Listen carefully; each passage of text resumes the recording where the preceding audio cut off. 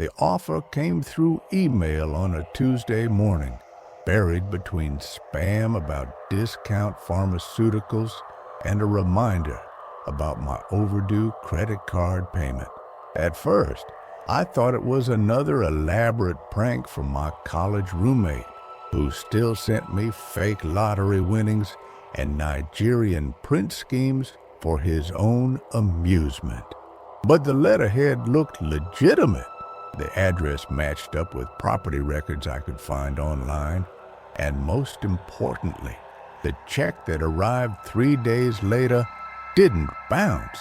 $5,000 to spend one night in a house in Haddonfield, Illinois. The catch? It was supposedly the childhood home of Michael Myers, the infamous Haddonfield boogeyman. Not the movie version, mind you, but the real house that supposedly inspired the fictional address. The client, a man named Dr. Richard Thornfield, claimed he was conducting research for a book about the psychological effects of notorious crime locations on overnight visitors. He needed subjects willing to document their experiences in detail. I should have walked away right there. Should have torn up the check and blocked his email address. But I was 3 months behind on rent. My freelance writing career was circling the drain, and $5,000 would buy me enough time to figure out my next move. Besides, I told myself, it was just a house, old wood, drywall, and whatever ghosts my imagination decided to conjure up. The house sat at the end of a cul-de-sac, separated from its neighbors by overgrown hedges and the kind of suburban decay that creeps in when property values plummet. It was a 2-story colonial with white siding that had faded to the color of old bones, black shutters that hung askew, and a front porch that sagged like a disappointed mouth. The lawn was mostly weeds, punctuated by a realtor's sign that had been there so long the letters had started to fade. Dr. Thornfield met me at the front door, a thin man in his 60s, with wire-rimmed glasses and the nervous energy of someone who drank too much coffee. He handed me a thick manila folder containing historical documents, police reports, and what he claimed were original floor plans from 1963.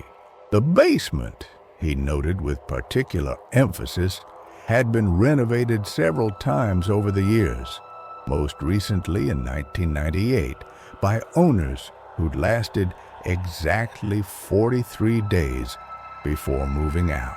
The house has been empty for 7 years now, he explained, fishing a brass key from his jacket pocket.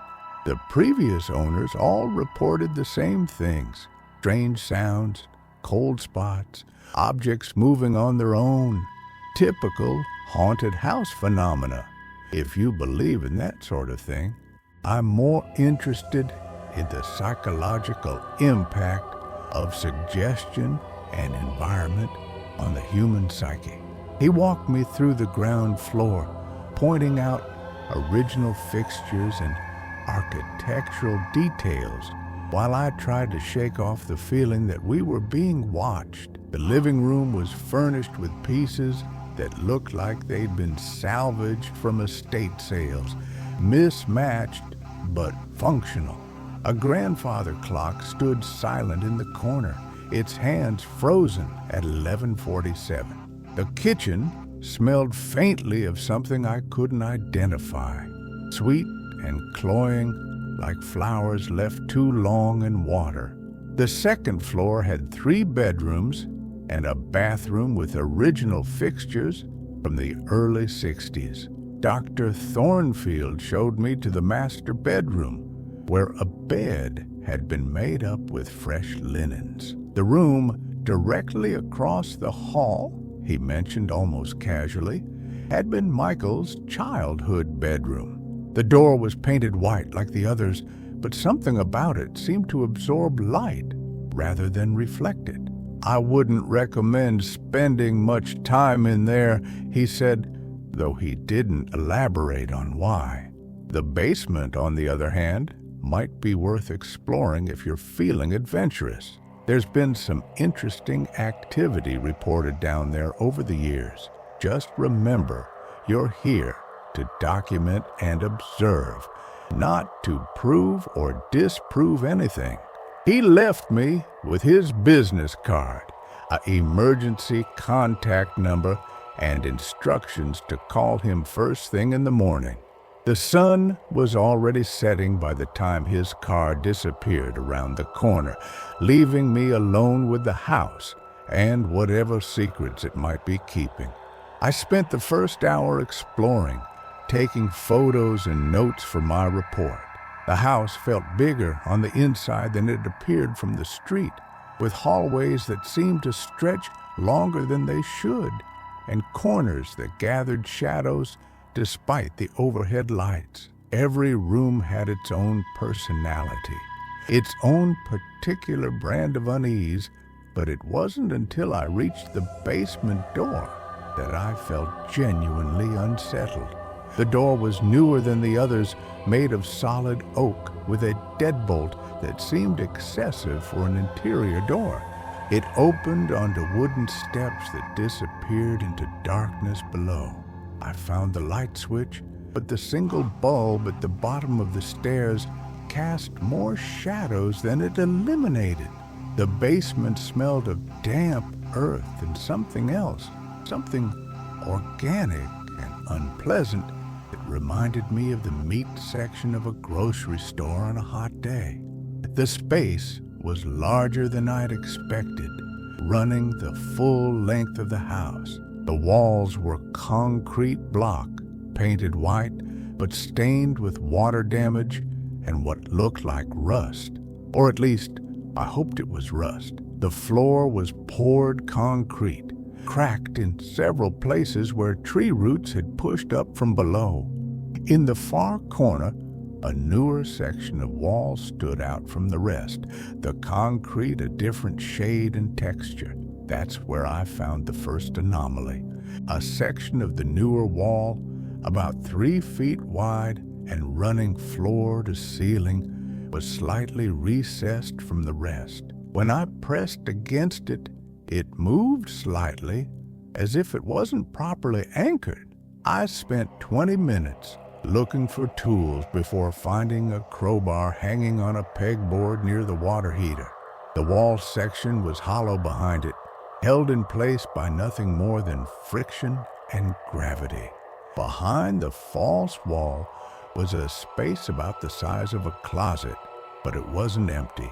The walls were covered in photographs, hundreds of them, thumbtacked to the concrete in neat rows. At first glance, they looked like typical family photos, birthday parties, and holiday gatherings. But as I looked closer, using the flashlight on my phone to illuminate the cramped space, I realized they were all of the same family, the same faces, aging slowly from photo to photo, spanning what looked like several decades. The strangest part wasn't the photos themselves, but how they were organized. Each wall represented a different family member, with their photos arranged chronologically from childhood to old age. Mother on the left wall, father on the right, children on the back wall. But someone had drawn red circles around faces in random photos and had written dates beneath them in small, precise handwriting. The dates didn't correspond to when the photos were taken, but to something else entirely. I photographed everything I could, though the cramped space and poor lighting made it difficult. It wasn't until I was backing out of the hidden room that I noticed the smell had gotten stronger and that my breath was visible in the suddenly cold air. The temperature in the basement had dropped at least 20 degrees in the few minutes I'd been exploring the hidden space. That's when I heard the first sound from upstairs. Footsteps slow and deliberate, moving across the floor above my head.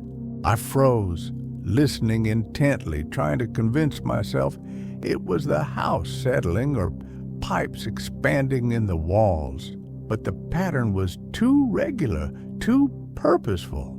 Someone was walking through the house. I climbed the basement stairs as quietly as possible, pausing at the door to listen. The footsteps had stopped, but I could hear something else now, a low humming, like someone singing softly to themselves. It seemed to be coming from the direction of the kitchen. The ground floor was empty when I emerged from the basement, but the atmosphere had changed. The air felt thicker, somehow, charged with the kind of tension that comes before a thunderstorm. The grandfather clock was still frozen at 11:47, but I could swear the hands had moved slightly. The humming had stopped, replaced by a silence so complete it made my ears ring. I checked every room on the ground floor, then the second floor, but found nothing out of place. Michael's bedroom door was still closed, though I was certain I'd seen it standing open earlier. I approached it slowly, my hand hovering over the doorknob for a long moment before I gathered the courage to turn it.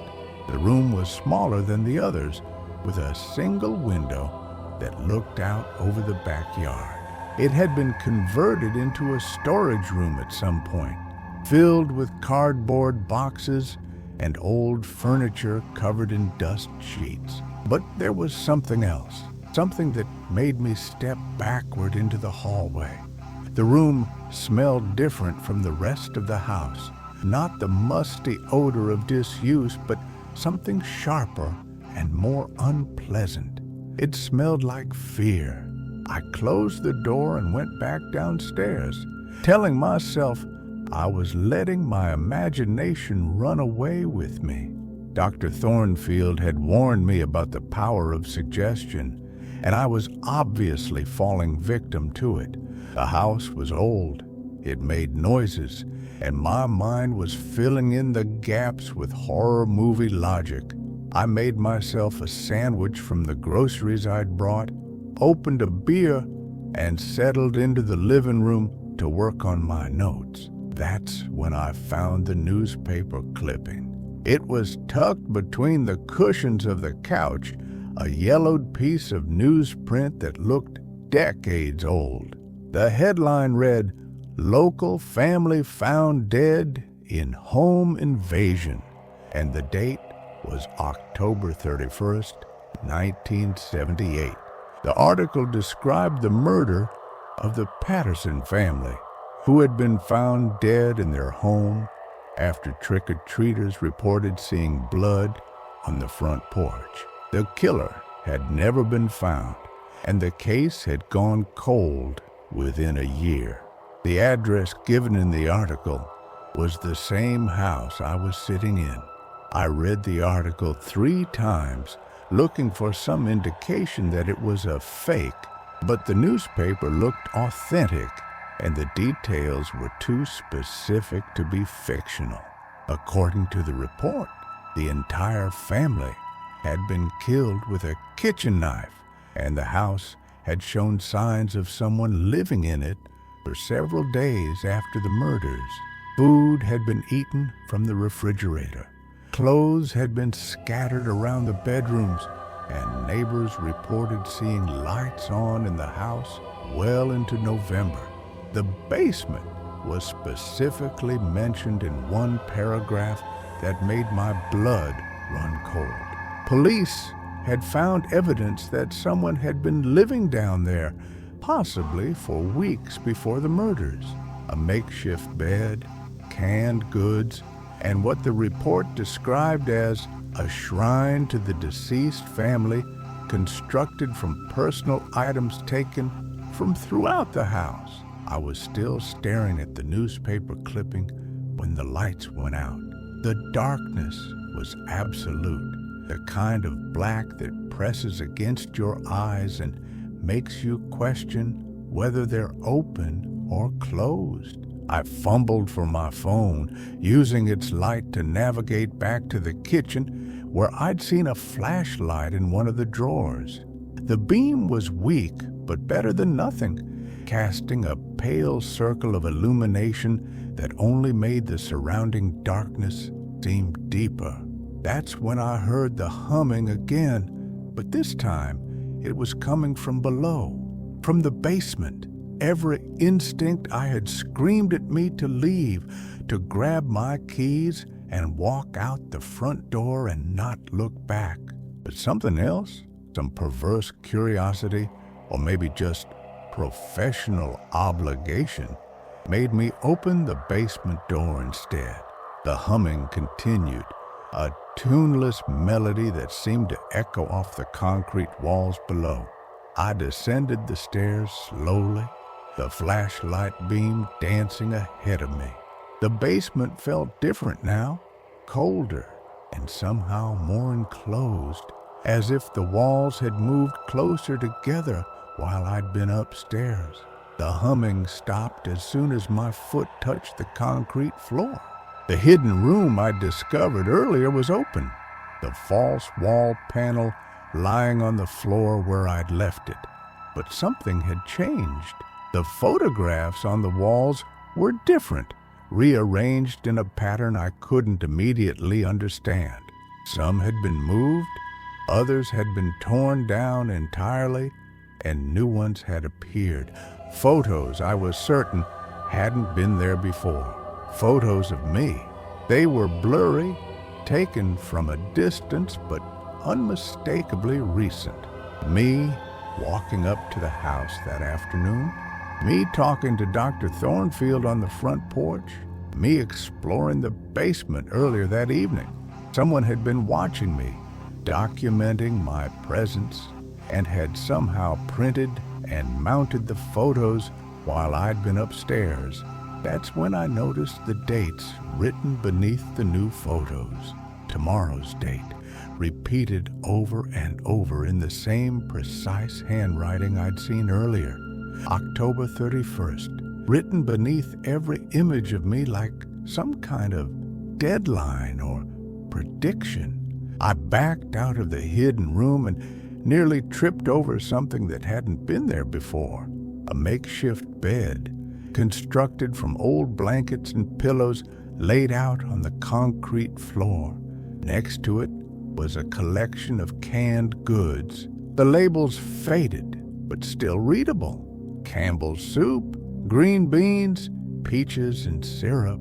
The same brands mentioned in the newspaper article about the Patterson murders.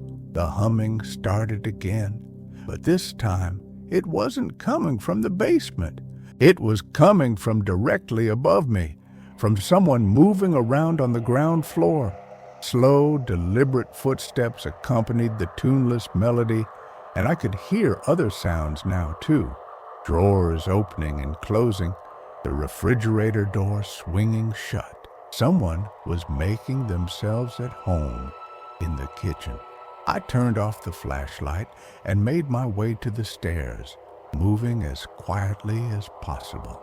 The sounds continued above, a domestic symphony of someone preparing a meal or cleaning up after one. But there was something wrong with the rhythm, something too methodical and precise, like a recording played at the wrong speed. When I reached the basement door, I pressed my ear against it and listened. The sounds had stopped again, replaced by that oppressive silence that made the air feel thick and hard to breathe. I waited for what felt like an hour, but was probably only a few minutes before opening the door and stepping into the hallway. The kitchen light was on, casting a warm yellow glow that seemed impossibly bright after the darkness of the basement. Someone had been there, that much was obvious. A plate sat on the counter with the remains of a sandwich, a glass half full of milk beside it. But the food looked wrong somehow, the bread stale and moldy, the milk curdled and separated. It looked like it had been sitting there for days or weeks, not minutes. I approached the counter slowly, noting other details that didn't make sense. The refrigerator door was slightly ajar, revealing shelves that had been full of fresh groceries when I'd arrived, but now held only expired and rotting food. The milk carton was dated 3 months ago. The bread was green with mold. Even the sandwich on the plate was crawling with something I didn't want to identify too closely. But someone had been eating it. The bite marks were fresh, and there were crumbs scattered around the plate that hadn't been there when the lights went out. Someone was living in the house, had probably been living there for months, surviving on rotten food and watching whoever was brave or foolish enough to spend the night. I was still staring at the moldy sandwich when I heard the sound that would haunt me for the rest of my life. It started as a low moan, almost subsonic, coming from somewhere deep in the walls. But it grew louder and higher in pitch, transforming into something that might have been laughter or might have been screaming.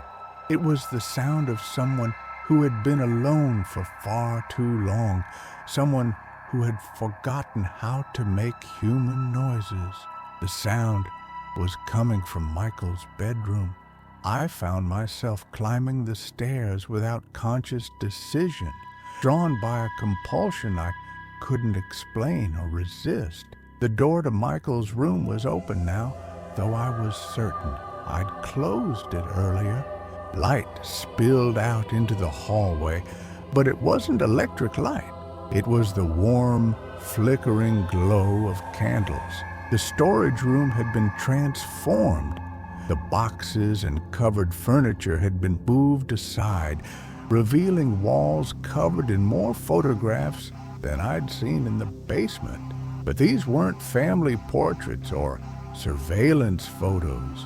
These were crime scene images, police evidence photos from what looked like multiple murders spanning several decades.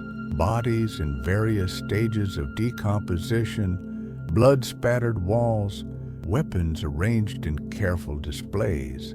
In the center of the room, someone had constructed an altar of sorts. Candles surrounded a collection of personal items, jewelry and clothing, and small mementos that looked like they'd been taken from victims. At the center of the display was a kitchen knife, its blade stained with something dark and crusty. The laughing sound was coming from behind me. I turned around slowly, knowing somehow that I wouldn't be alone in the hallway. A figure stood at the far end, backlit by the light from the stairway, too far away for me to make out details, but close enough that I could see it was human, or at least it had been human once. The figure was tall and thin, dressed in what looked like the remnants of street clothes that had been worn for months or years. Its hair was long and matted, hanging down over a face I couldn't quite see in the dim light, but I could hear it breathing, a wet, labored sound that suggested serious illness or injury. It raised one hand, and I could see it was holding something. Another kitchen knife, identical to the one on the altar behind me. The blade caught what little light there was and threw it back in sharp, glittering fragments. That's when it spoke. "Welcome home," it said, and the voice was like nothing I'd ever heard. It sounded like it belonged to someone who had forgotten how to use their vocal cords properly. Words formed more by muscle memory than conscious effort. "I've been waiting for you." The figure began walking toward me, its movements jerky and unnatural, like a marionette being operated by someone who'd never used the strings before. With each step, I could see more details that I wished I couldn't. The clothes weren't just worn, they were rotting, falling apart, and held together by stains and filth. The hair wasn't just matted, it was alive with something that moved and writhed in the candlelight. And the face, when it finally came into view, wasn't entirely human anymore. It was Michael Patterson, the youngest son from the newspaper article, or what was left of him after 47 years of living in the basement of his childhood home, surviving on rotten food and his own madness. His face was a patchwork of scars and open sores. His eyes, so pale they were almost white, like cataracts had claimed his sight decades ago. But he'd learned to navigate by sound and smell. "I've been collecting friends," he continued, his voice gaining strength with each word. "People who come to visit my family. They stay in the basement with me and we have such wonderful conversations. You'll like them, I think. They're very good listeners."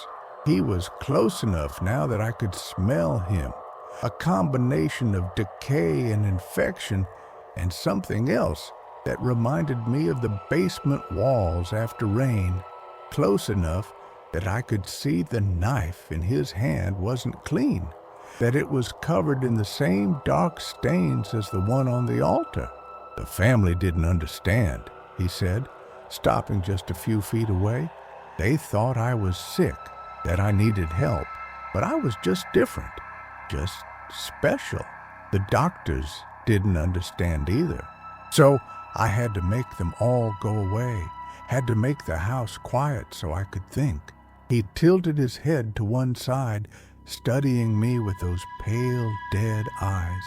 "You understand, don't you? You came here looking for something, looking for me. Well, here I am, and now you can stay forever just like the others. The others."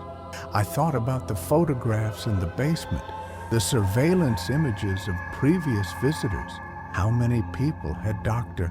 Thornfield sent to this house? How many had disappeared without a trace, their bodies joining whatever collection Michael kept in his underground lair?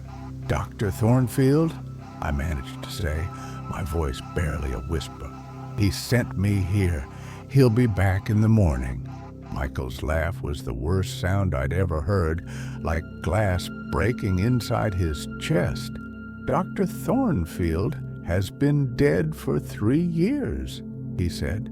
"I've been using his name, his business cards, his bank accounts. It's amazing how easy it is to pretend to be someone else when no one's looking for them."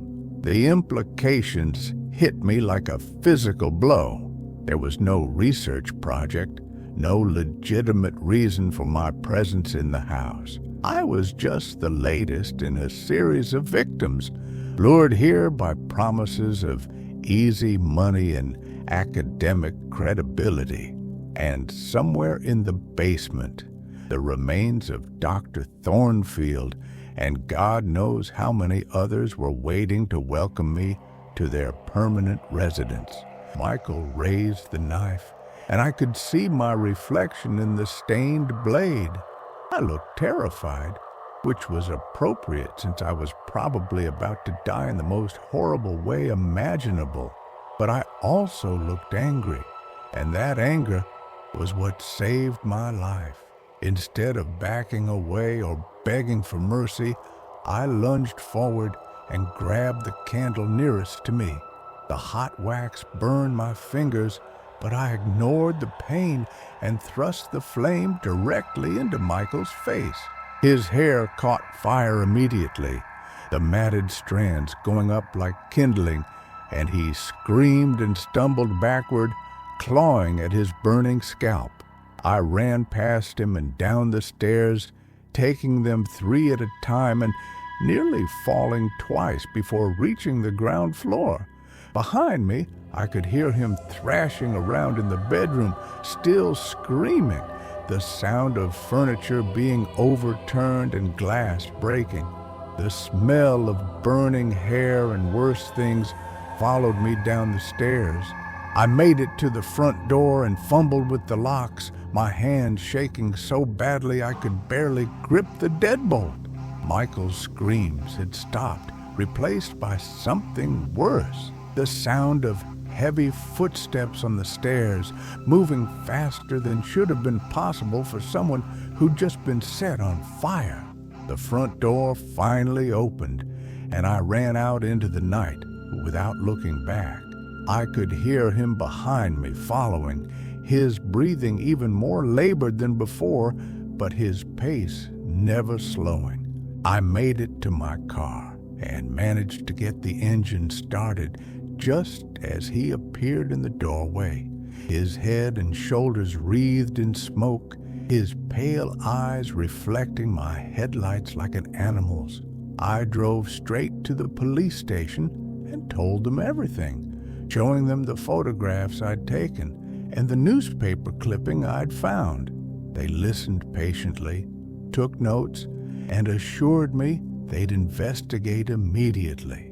But when they went to the house the next morning, they found nothing. No signs of recent habitation, no hidden room in the basement, no altar in Michael's bedroom. The house was empty and clean, as if it had been vacant for years. The only thing they found was a pile of ash in the upstairs bedroom, the remains of what might have been a small fire. But there was no evidence of an intruder, no signs of struggle, nothing to corroborate my story. The official report listed me as suffering from acute psychological distress brought on by environmental factors and the power of suggestion. They recommended therapy and a vacation somewhere sunny and populated. The house was put back on the market within a month, with no mention of its history or the events I'd witnessed. But I know what I saw, what I experienced in those hours before dawn.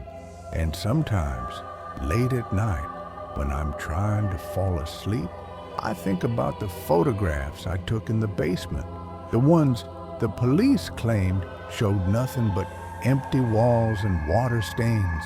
I think about how easy it would be to fake crime scene photos, to create the illusion of a long-dead killer still stalking the halls of his childhood home. I think about Dr. Thornfield, who may or may not have existed, and the checks that cleared from bank accounts that may or may not have been legitimate.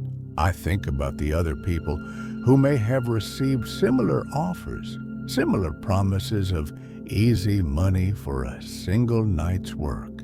And I think about the house, still sitting empty at the end of its cul-de-sac, still waiting for the next curious soul to accept an offer that seems too good to be true. Because somewhere in the basement, behind walls that may or may not exist, Michael Patterson is still collecting friends, still waiting for someone new to join his permanent residence in the darkness beneath the foundation. The house is for sale again, the listing updated just last week. 5 bedrooms, 3 baths, full basement, located in a quiet neighborhood with excellent schools nearby. The price has been reduced significantly, and the seller is motivated to close quickly. All serious offers will be considered. I sometimes wonder who will be next to receive Dr. Thornfield's email, who will be desperate enough or brave enough to spend a night in Michael Myers' childhood home. I wonder if they'll find the hidden room, the photographs, the altar in the bedroom. I wonder if they'll make it out alive, or if they'll join the collection in the basement, their own surveillance photos added to the walls, their own deadline written in precise handwriting beneath their terrified faces. But mostly, I wonder if Michael is still alive down there, still waiting in the darkness, still humming his tuneless melody while he plans his next welcome home party. Because even though the police found nothing, even though the official reports list my experience as a psychological episode, I know what I saw, I know what I felt, and I know that some houses hold on to their secrets no matter how many times they change hands or how many years pass between tragedies. The basement remembers, the walls remember, and somewhere in the darkness beneath a house in Haddonfield, Illinois, Michael Patterson remembers too. He remembers, and he waits, and he collects his friends one by one, adding their stories to the shrine he's built to his own twisted version of family. If you ever receive an email from Dr. Richard Thornfield, if you ever see a listing for a house at the end of a cul-de-sac in Haddonfield, if you ever find yourself tempted by an offer that seems too good to be true, remember this story.